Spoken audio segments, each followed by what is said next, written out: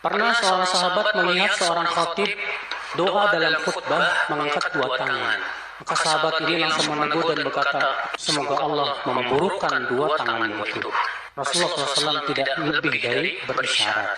Diingkari oleh sahabat, ya khatib Jumat yang doanya sambil mengangkat dua tangan. Itu ada dalam Sahih Muslim. Demikian pula doa masuk WC, nggak perlu mengatakan Allahumma inni a'udzubika minal khubuthi wal khaba'is.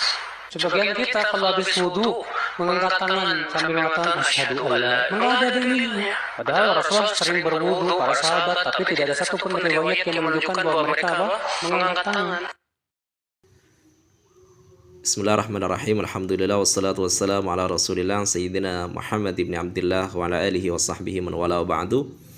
Mustami'in dan musyahidin al-kiram azani Allah wa iyyakum, para penyimak, para pemirsa dimanapun Anda berada, yang semoga kita semua selalu dimuliakan oleh Allah Subhanahu wa taala, dirahmati serta dibimbing ke jalan yang lurus sesuai dengan ajaran Ahlussunnah wal Jamaah. Kali ini saya akan menanggapi adanya sebuah pernyataan dari saudara sebelah yang menyatakan bahwa dilarang bagi seorang khatib untuk mengangkat kedua tangannya pada saat doa khutbah hari Jumat. Jadi dia mengatakan bahwa seorang khatib dilarang mengangkat kedua tangannya pada saat doa khutbah hari Jumat. Bahkan sampai dia menyatakan bahwa tidak perlu dan tidak ada dalil seseorang mengangkat kedua tangannya pada saat doa masuk WC dan doa selesai berwudu. Itu gak ada dalil, kata dia. Maka untuk pernyataan dia yang menyatakan bahwa tidak perlu serta tidak ada dalil seseorang mengangkat kedua tangan pada saat doa masuk WC dan doa selesai berwudu, kami nyatakan bahwa pernyataan tersebut adalah pernyataan yang ngawur serampangan, tidak sesuai dengan ajaran Ahlussunnah wal Jamaah, bertentangan serta bertolak belakang dengan banyak sekali hadis Nabi yang sahih yang menganjurkan agar supaya kita mengangkat kedua tangan pada saat berdoa. Banyak sekali hadis sahih tersebut yang menjelaskan hal itu. Salah satunya adalah hadis riwayat Imam Abu Dawud dari sahabat Salman radhiyallahu ta'ala anhu. Nabi Muhammad sallallahu alaihi wasallam bersabda, sabda Nabi, inna rabbakum tabaraka wa ta'ala hayyun karimun yastahyi min 'abdihi idza rafa'a yadayhi ilai ay yaruddahuma sifra. Nabi SAW bersabda bahwa Allah Tuhan kalian itu adalah Ad-Dat yang maha pemalu, maha pemurah, maha mulia. Allah malu ketika melihat seorang hambanya mengangkat kedua tangannya kepada Allah pada saat dia berdoa. Allah malu untuk mengembalikan kedua tangannya dalam keadaan kosong. Maka jelas hadis ini adalah anjuran agar supaya kita mengangkat kedua tangan pada saat berdoa. Dan hadis ini adalah dinilai hasan oleh Al-Imam At-Tirmidzi serta dinilai sahih oleh Al-Imam Ibnu Hibban, Al-Hakim, dan Imam Az-Zahabi. Bahkan Al-Albani mensahihkan hadis ini. Jadi jelas apa yang dinyatakan oleh seorang yang menyatakan bahwa tidak ada dalil mengangkat kedua tangan pada saat doa masuk WC dan doa selesai berwudu, itu adalah pernyataan yang bertolak belakang dengan banyak sekali hadis Nabi Muhammad SAW yang menganjurkan agar supaya kita itu mengangkat kedua tangan pada saat berdoa. Adapun pernyataan dia yang menyatakan bahwa seorang khatib dilarang untuk mengangkat kedua tangannya pada saat berdoa di khutbah hari Jumat, maka kami nyatakan seperti yang dinyatakan oleh ulama, sebetulnya ini adalah masalah khilafiyah.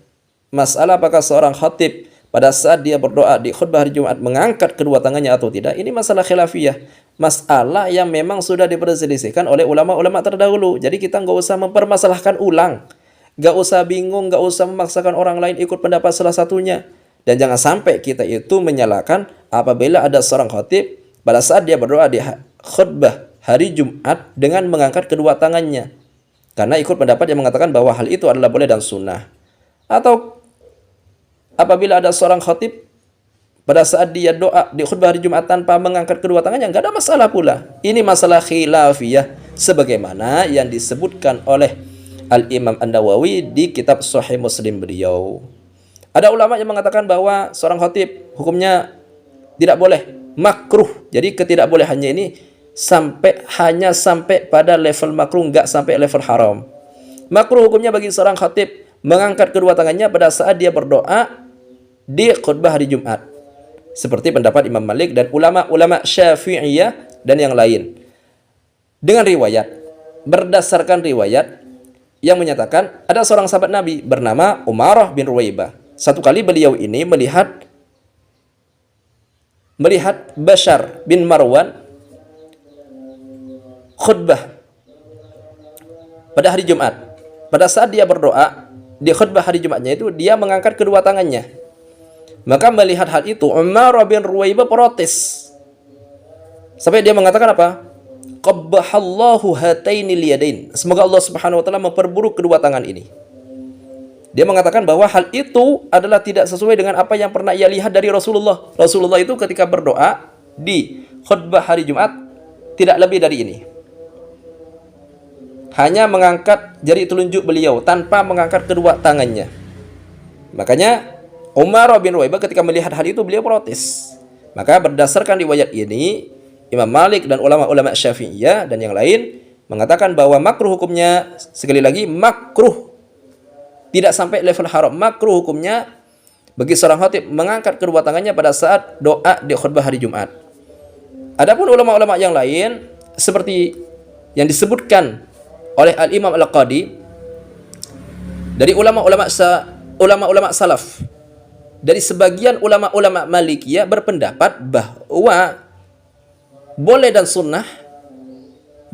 sunnah bagi seorang khatib untuk mengangkat kedua tangannya pada saat dia berdoa di khutbah hari Jumat, berdasarkan riwayat yang mengatakan bahwa ada seorang A'rabi pada saat Nabi sallallahu alaihi wasallam berkhutbah di hari Jumat. Seorang A'rabi mengatakan kepada Nabi, "Ya Rasulullah, kami ini sekarang mengalami masa-masa sulit, masa-masa paceklik. Banyak hewan mati, orang-orang kelaparan. Maka doakan kami supaya Allah Subhanahu wa taala menurunkan air hujan." Disebut dengan istisqa, meminta turunnya air, meminta turunnya hujan. Maka kemudian Nabi sallallahu alaihi wasallam pun pada saat beliau doa di khutbah hari Jumatnya itu dengan mengangkat kedua tangan beliau dan diikuti oleh sahabat-sahabat yang lain. Sahabat-sahabat yang lain juga mengangkat kedua tangannya. Maka berdasarkan riwayat tersebut, sebagian dari ulama-ulama Malikiyah dan ulama-ulama salaf seperti yang disebutkan oleh Al-Imam Al-Qadi dan dinukil oleh Al-Imam An-Nawawi di kitab Sahih Muslim beliau menyatakan bahwa boleh dan sunnah bagi seorang khatib untuk mengangkat kedua tangannya pada saat doa di khutbah hari Jumat. Dan melalui riwayat ini pula, kemudian Al-Imam Al-Qastalani di Syarah Sahih Bukhari, beliau mengatakan bahwa sunnah hukumnya mengangkat kedua tangan pada saat berdoa, baik pada saat berdoa istisqa atau doa-doa yang lain. Jadi jelas apa yang dinyatakan oleh saudara kita yang mengatakan bahwa dilarang bagi seorang khatib untuk mengangkat kedua tangannya pada saat doa di khutbah hari Jumat.